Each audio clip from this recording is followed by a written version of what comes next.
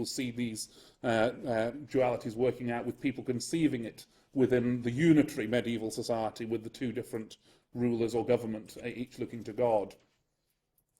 You also have developing in that period and coming more to the fore in the Reformation, a sense not so much of the two rulers or two governments, but two modes of rule or authority, both of which, in a sense, God works through. There is the authority of the word, which is not coercive, which doesn't have sanction. That's the preached word. That's the authority that comes in the church and through the teaching and preaching ministry of the church. That's how God shapes the church, and hopefully then through the faithfulness of Christians shapes the world. But there is also the way in which God rules, reflecting Romans 13, in which there is the wielding of the sword. There is the coercive force that is there, that has the power and sanction of punishment, of imprisonment, of execution, of exile, of all the different patterns that political authority has had, particularly in that period, of exercising its rule.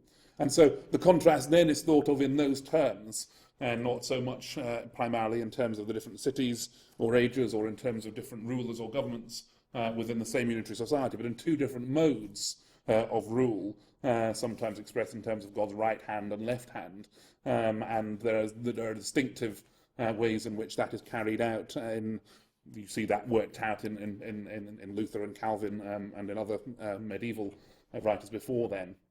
One shift that takes place and links into that in the Reformation period is that there's also a sense of two aspects that you find in every single person.